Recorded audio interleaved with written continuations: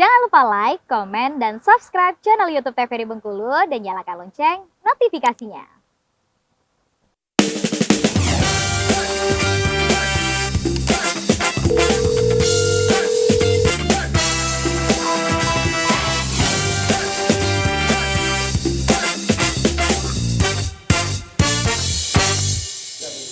Saudara, terima kasih Anda masih bersama kami dalam Dokter Kito, bersama kita sehat. Dengan tema kita hari ini leptospirosis. Pemirsa, bagi Anda yang ingin bertanya, boleh langsung saja hubungi ke nomor WhatsApp 0851 7676 4648. Nah, pemirsa, masih bersama dengan kita Dokter Putri Santri. Nih, tadi Dok sudah dijelaskan ya Dok, apa itu sebenarnya leptospirosis, kemudian gejala-gejalanya apa, kemudian sakitnya juga apa gitu kan. Nah Dok, ini kalau misalnya nih Dok, kita untuk tahu, tadi kan ketika terkena dari reseptor, terinfeksi, kan nggak langsung tahu kan Dok, ada gejalanya dulu. Seperti tadi kan contohnya ada juga demam ya pemirsa, ada demam, flu. Nah itu tuh biasanya kalau kita, demam nih minum obat penurun panas aja lah. Nah itu gimana sih kita harus ngecek, langsung menyadari bahwa oh saya ini harus cek ke dokter nih bahwa ada leptospirosis dalam diri saya. Itu gimana untuk tahunya Dok? Oke, menarik ya pertanyaannya. Biasanya kita kalau demam otomatis kita beli obat penurun demam. Nggak apa-apa, karena berarti kita sudah aware ya bahwa badan kita ini sedang tidak baik-baik saja. Itu nggak apa-apa. Cuma yang namanya itu kalau obat demam itu masuknya ke dalam obat simptomatik. Artinya obat yang menurunkan gejala atau menghilangkan gejala. Nah, di balik gejala itu kan kita nggak tahu diagnosis sakitnya ini apa. Apakah penyebabnya virus, apakah penyebabnya bakteri. Jadi kalau memang tubuh kita itu sudah tidak fit, kemudian kita merasa nggak beres ya gitu, datang aja ke fasilitas kesehatan pertama, karena nanti di sanalah dokternya yang akan menentukan ini kira-kira arahnya kemana. Jadi bisa diceritakan ke dokternya. Mungkin kita curiga leptospirosis karena apa? Karena oh saya sadar nih, saya beberapa hari lalu main ke wilayah banjir misalnya, atau oh saya ini pekerjaannya seorang nelayan, takutnya ke arah sana. Nah itu boleh datang ke fasilitas kesehatan pertama. Bukan boleh ya, tapi dianjurkan untuk datang ke fasilitas kesehatan untuk bisa ditentukan diagnosisnya apa.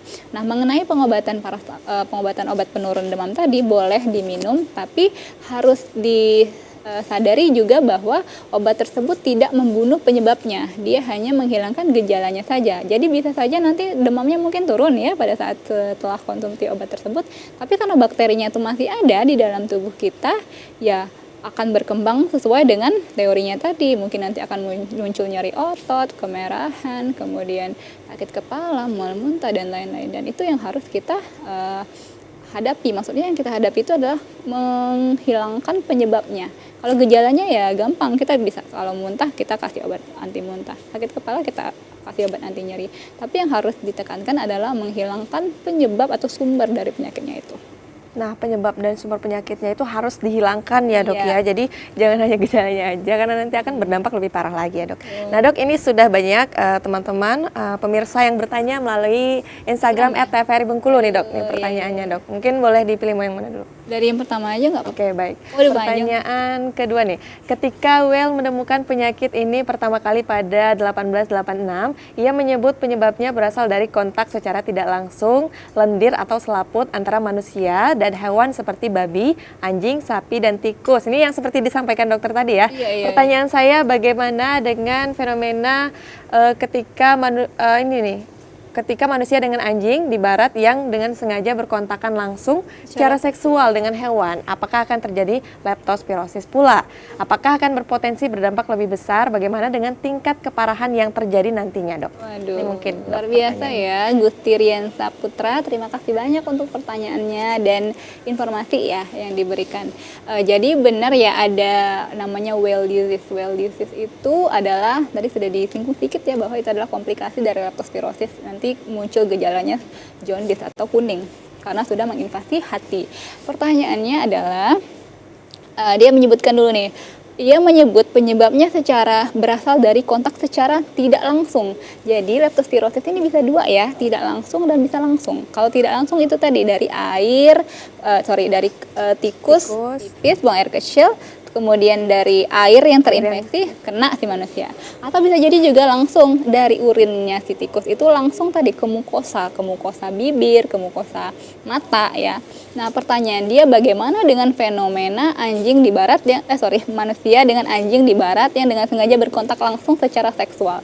Kalau pertanyaannya bagaimana dengan fenomena ini, saya no comment ya, karena itu pilihan orang dan ya maksudnya saya tidak punya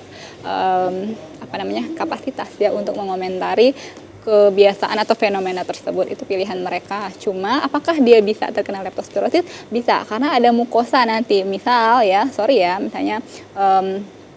terjadi kontak seksual, berarti terjadi kontak antara kulit dengan kulit, ada mukosa di sana, itu bisa terkena ya.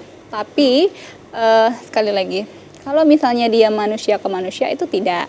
Tapi kalau misalnya manusia, ini kan zoonosis ya, dia dari hewan ke manusia, berarti bisa.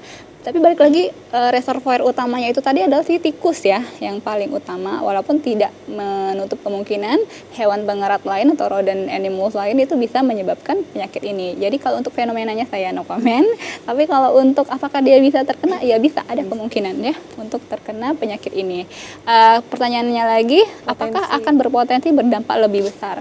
Berdampak lebih besar ini tergantung dengan bagaimana penyakit ini awalnya terdeteksi lebih awal atau tidak, kemudian bagaimana pengobatannya ya, itu yang menyebabkan pasien ini sampai ke komplikasi atau enggak begitu. Kalau untuk bagaimana dengan tingkat keparahan yang terjadi nantinya, ya itu tadi ya, balik lagi ke penanganan sama early diagnosis, awal mendiagnosis dari pasien ini. Kalau misalnya pasiennya mungkin dia punya kesadaran ya bahwa dia sering berkontak seksual dengan hewan, kemudian dia memeriksakan diri ke dokter, kemudian dicek labor nih misalnya, terus ada ditemukan leptospira, terus dia diberikan obat, ya mungkin akan tidak sampai ke komplikasi. Tapi kalau misalnya dia cuek aja terus terkena leptospirosis sampai berhari-hari tidak terdeteksi dan tidak terobati, ya bisa saja sampai ke komplikasi. Artinya apapun proses penularannya tetap dampaknya akan sama ya dok ya, tergantung bagaimana penanganannya cepat atau lambatnya. Nah dok, ini ada pertanyaan kedua. Dari Rosa Nurhosana. Assalamualaikum dok. Waalaikumsalam. Izin bertanya, apakah penyakit ini bisa disebabkan oleh kucing? Apakah penyakit ini berbahaya jika tidak diketahui? Bagaimanakah cara kita mengetahui dan mencegah penyakit leptospirosis ini dok? Terima kasih. Ya, sebenarnya udah sedikit ya dibahas ya bahwa pertanyaan pertama bisa disebabkan oleh kucing atau enggak. Kucing ini masuk ke rodent animals ya. Cuma jarang ya. Yang paling sering itu tikus. Ya, rodent animals itu artinya dia hewan yang harus menggerogoti sesuatu untuk bisa meratakan giginya kalau nggak salah ya. Rodent animal itu seperti itu. Tapi yang paling sering itu ya tikus. Tapi apakah bisa disebabkan oleh kucing? Kalau dia ada leptospira di dalam sana, ya bisa. Ya. Apakah penyakit ini berbahaya? Jika tidak diketahui berbahaya karena nanti ada komplikasinya ya. Bahkan ini ada 10% mortalitas, tingkat kematiannya ada ya. Sekitar 10%. Bagaimanakah cara kita mengetahui dan mencegah penyakit leptospirosis ini? Mengetahui dan mencegah.